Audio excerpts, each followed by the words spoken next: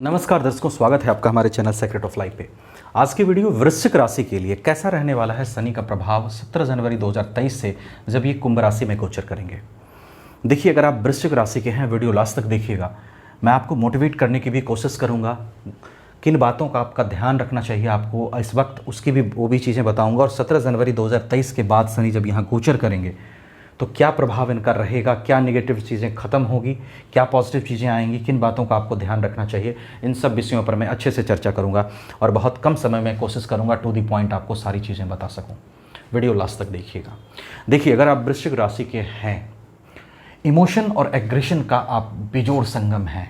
समझिएगा मेरी बात को। इमोशन और एग्रेशन दोनों ही पिक लेवल पे होता है। एक जलीय राशि है, जल, समझ रहे हैं ना। और जल का जो जल तत्व है बड़ा प्रभावी होता है आपके जीवन में। कहने का तात्पर्य, जल को ऐसे छुओ देखो, पूरा कंपन उसमें तुरंत हो जाता है। तो वैसे ही आपका व्यक्तित्व होता है। आपको अच्छी और बुरी दोनों चीज़ें काफ़ी हद तक डीपली प्रभावित करती हैं। मेरी बात को ध्यान से समझिएगा, बहुत डीप चीज़ है। अगर मैं वैसे सिर्फ वृश्चिक राशि को एक्सप्लेन करूं तो घंटों निकल जाएंगे, लेकिन उसमें उतना डीप में मैं नहीं जाऊंगा। फिर भी कोशिश करूंगा आपको कुछ समझाने की। जो नेगेटिव चीज़ है उसका भी प्रभाव जल की तरह और पॉजिटिव चीज़ों का भी प्रभाव जल की तरह। जैसे जल को छुओ तुरंत कंपन होता है, तो आपको कोई भी चीज़ तुरंत प्रभावित करती है। चाहे इंसान का छोटा सा धोखा हो, लोग बड़े धोखे से उतना प्रभावित नहीं होंगे जितना आप छोटे धोखे से हो जाएंगे। आपके लिए चीज़ों को टॉलरेट करना, चीज़ों को सफ़र करना इतना आसान नहीं है। चीज़ों को भूल जाना, किसी ने गलत किया उसको भूल जाना इतना आसान नहीं है, मुश्किल है आपके लिए।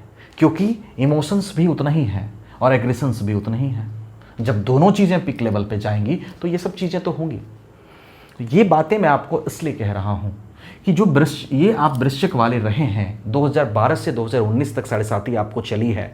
शनिदेव ने आपके इमोशंस में ठहराव लाने की पूरी कोशिश की है। इस चीज़ को ध्यान से समझिएगा, गौर करिएगा मेरी बात पे। पूरी कोशिश की। कैसे कोशिश करी? जिन जिन लोगों से आप इमोशनल थे, जिन जिन लोगों पे आपने भरोसा किया, सबसे आपको चीट करवाया। आपके इमोशन को स्थिर करने की कोशिश करी, आप में मैच्योरिटी लाने की कोशिश करी और लाए, निश्चित रूप से लाए। पर प्रॉब्लम क्या है कि मकर राशि में जब ये गोचर कर रहे हैं यहाँ पे, और स्पेशली जब से यहाँ वक्री हुए हैं, तो प्राकर्म की क्षति किए हैं। प्राकर्म आपका बहुत बेहतर नहीं रहने दिए हैं। भाग्य का साथ मिलने में दिक्कत करा रहे हैं। जो भी चीज़ आप सोच रहे हैं उसको जल्दी कर नहीं पा रहे हैं। कैरियर प्रोफेशन में भी प्रॉब्लम्स बनाए हुए हैं। ये सब चीज़ शनिदेव किए हुए हैं। बट शनि का देखिए जब यहाँ गोचर होगा, अब यहाँ पे ढैया और ससयोग में लोग फंस रहे हैं। मैं आपको कहता हूँ, आप ढैया और ससयोग से ऊपर उठिए। पहले ये समझिए कि Saturn is not for only giving you punishment and Saturn is not for giving you only beneficial results. It depends. सबसे पहले क्या है कि शनि की पोजीशन आपकी कुंडली में कैसी है। शनि का संबंध क्या लग्न से बन रहा है, शनि का संबंध क्या चंद्रमा से बन रहा है, शनि का किस राशि में बैठा है, किसके नक्षत्र में बैठा है, किस भाव में बैठा है, कितने डिग्री पर बैठा है, सडबल में पोजीशन क्या है। इन सब चीज़ों पर प्रेडिक्शन निर्भर करता है। सिर्फ एक चीज़ से चीज़ें डिसाइड नहीं होती। दूसरी चीज़, यहाँ पर शनि अगर हैं तो कई चीज़ें पॉजिटिव जरूर हैं। सबसे पहले शनि जब का गोचर यहाँ होगा, पराक्रम आपका जरूर बेहतर होगा। पराक्रम में वक्रत्व काल में स्पेशली जो ये प्रॉब्लम कर रहे थे ये नहीं करेंगे। पब्लिक डीलिंग आपकी बेहतर होगी। समझिएगा, ससयोग के होने के, ढैया होने के बावजूद भी कह रहा हूँ कि पब्लिक के साथ आपकी डीलिंग अच्छी होगी। छोटे भाई बहन के साथ संबंध बेहतर होंगे। कॉन्फिडेंस आपका जरूर बढ़ेगा। भाग्य का साथ भी मिलना जरूर बढ़ेगा। हाँ, शनि की दृष्टि प्रोफेशन हाउस पे, प्रोफेशन में मेहनत थोड़ा ज़्यादा करा सकते हैं ये आपको जब ये कुंभ राशि में जाएंगे, लेकिन रिजल्ट्स मिलने के भी चांस रहेंगे क्योंकि ससयोग का भी निर्माण यहाँ पे शनि करेंगे। ये निश्चित बात है कि शनि जब भी जिस पोजीशन में बैठते हैं तो पॉजिटिव और नेगेटिव दोनों चीज़ को लेकर के चलते हैं। आप 7.5 में भी देखिए, पॉजिटिव नेगेटिव दोनों चीज़ें होती हैं। सिर्फ नेगेटिव नहीं होती हैं, पॉजिटिव ये भी होती हैं कि आप मैच्योर्ड होते हैं, आप लोगों को समझ पाते हैं, लोगों की समझ आप में डेवलप होती है, आपको मानसिक रूप से स्थिर बनाते हैं।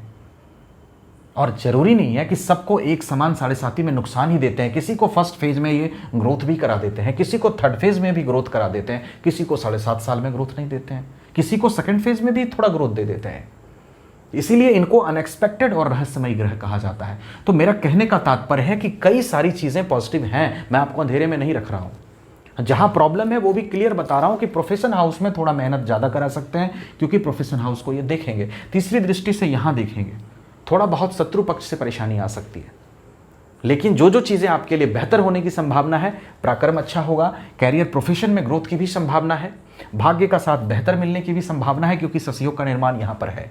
तो आप शशियोग और ढैया में मत पड़िए। आप ये समझिए कि जो कुछ आपको शनिदेव ने दिया है, जो मैच्योरिटी दी है, जो ज्ञान दिया है, जो कुछ आपके पास है, उससे आप अपने कैरियर को आगे बढ़ाने में जी जान से लग जाइए।